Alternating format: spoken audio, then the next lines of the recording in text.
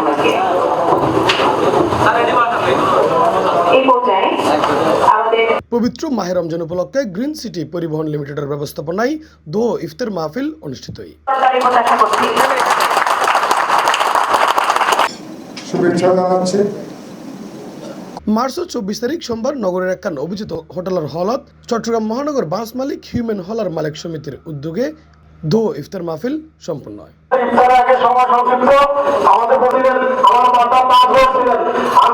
এটাই green city পরিবহনের সাধারণ সম্পাদক মোহাম্মদ বাদল মজুমদারের সঞ্চালনায় প্রধান অতিথি হিসেবে উপস্থিত আছেন চট্টগ্রাম মহানগর বিএনপির আহ্বায়ক ও গ্রিন সিটি পরিবহন লিমিটেডের প্রধান উপদেষ্টা আলহাজ আসাদুল্লাহ। বিশেষ বক্তা হিসেবে উপস্থিত আছেন বাংলাদেশ সড়ক পরিবহন শ্রমিক ফেডারেশন চট্টগ্রামের সাধারণ সম্পাদক অলি আহমেদ। এছাড়াও গ্রিন সিটি পরিবহনের চেয়ারম্যান মোহাম্মদ রেজাল করিম খানের সভাপতিত্বে আরও উপস্থিত আছেন গ্রিন সিটি পরিবহনের ডাইরেক্টর ওমর ফারুক, আব্দুল করিম, রাসেল ভুঁইয়া, মোহাম্মদ নাদের, মোহাম্মদ মোস্তফা জামাল, মিনহাজ খান নীরব, মোহাম্মদ জাকির হোসেন, বেলায়েত হোসেন শান্ত, এলাহি আকাশ, আলহাজ মামুন পাটোয়ারি, দীপক সেন বাবু, টিটু তালুকদার, মোহাম্মদ বশর সহ শ্রমিক ও মালিকবৃন্দ।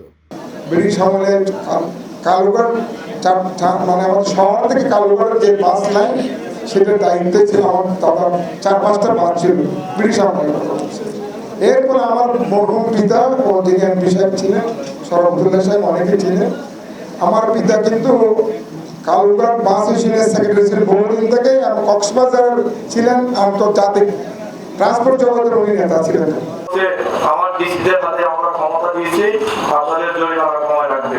তখন মাউথের ডিসিদেরকে চাকরিদেরকে বলে দিচ্ছে করে আমাদের যে রোডের সমস্যা, আমাদের রাস্তাঘাটের যে প্রশাসনিক সমস্যা আছে এবং আমাদের পরিবহন মালিক শ্রমিকদের যে সমস্যাগুলি আছে এগুলো নিয়ে আলোচনা করবো আমরা। নিম্নে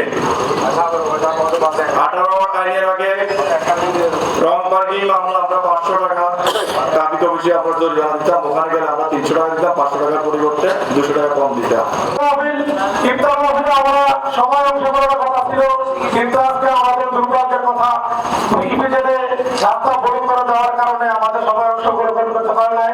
আমরা বলছি যে আপনারা, আমি আজকে মাননীয় প্রধানমন্ত্রীর দৃষ্টি আকর্ষণ করবো। C+ চট্টগ্রাম।